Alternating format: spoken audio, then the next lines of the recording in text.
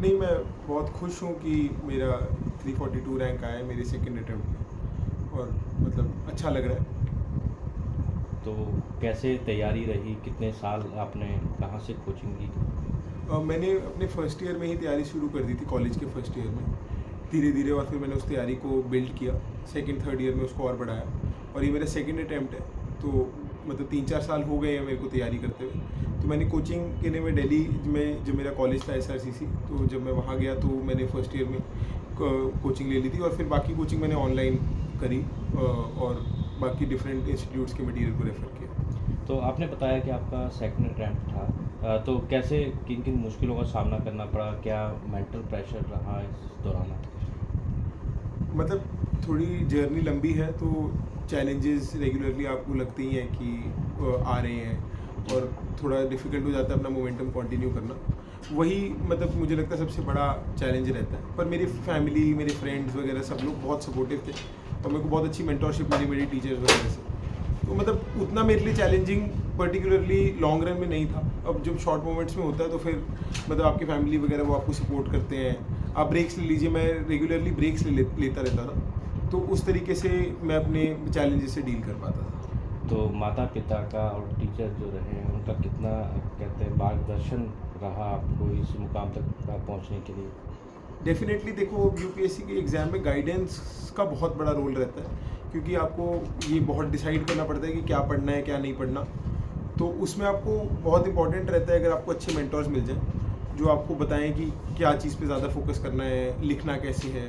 तो उसमें मेरे को बहुत हेल्प मिली, नो डाउट। और मेरी फैमिली ने मेरे को बहुत सपोर्ट किया, मतलब वो कभी मेरे को टेंशन नहीं लेने देते थे।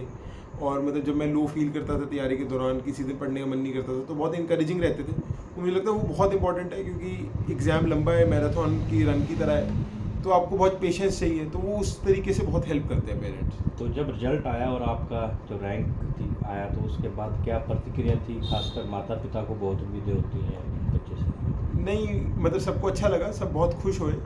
तो मतलब सबको यही था कि अच्छी बात है, हम उम्मीद भी कर रहे थे, और फिर रैंक आया तो सबको अच्छा ही लगा। तो अब आपको सिविल सेवा में जो है चुना गया है। क्या प्राथमिकता रहेगी? किस विभाग में या किस तरह से आपकी जो प्राथमिकता रहेगी भी वहाँ अगर हो तो आप अच्छा काम कर सकें?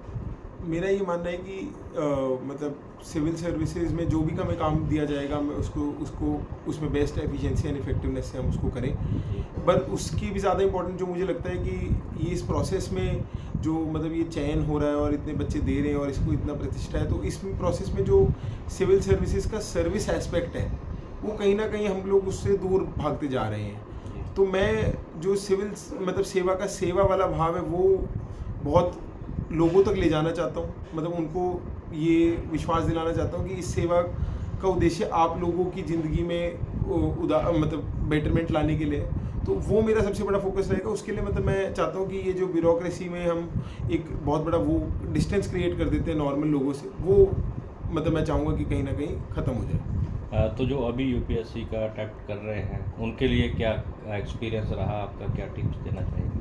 मतलब मैं सबको यही कहूँगा कि बहुत ज़्यादा एक्साइटेड होके बहुत जल्दी वो ना करें, आराम आराम से पढ़ें, मोमेंटम बनाएं, क्योंकि ये लंबा टाइम है, लंबा प्रोसेस है।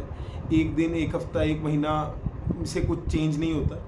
तो आपको बेस जितना स्ट्रांग होगा, तो आप उसको बहुत धीरे धीरे लीजिए, पेशेंस लीजिए, अपनी प्रोसेस को एंजॉय करिए। वो मुझे लगता है सबसे बड़ी वो है। और एट द सेम टाइम ये इम्पोर्टेंटली गेज करें कि क्या पढ़ना और क्या नहीं पढ़ना है, मतलब क्योंकि यूट्यूब पे बहुत कंटेंट आ गया है, जी। तो हमको उस पर ध्यान रखना चाहिए कि किस चीज़ को छोड़ना है और कहाँ अपना टाइम वेस्ट ना करें। तो सोशल मीडिया और वो निजी लाइफ जो होती है, पर्सनल लाइफ, उसको उससे भी थोड़ा सा हट के रहना पड़ता है।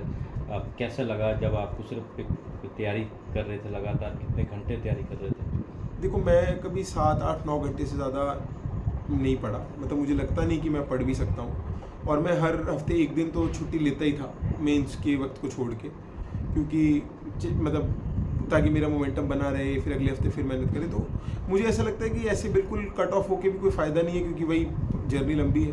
तो हमको आराम आराम से करना चाहिए, और ऐसे ही बिल्कुल कट ऑफ नहीं होना चाहिए। एट द सेम टाइम हमें मॉडरेशन और बैलेंस बहुत ज़रूरी है, कि हम किसी एक ही चीज़ के पीछे ना रहें। तो बिल्कुल कट ऑफ होने को तो मैं नहीं वो करता इनकरेज, हमको सब कुछ साथ साथ लेके करना चाहिए और इस एग्ज़ाम की तैयारी करनी चाहिए।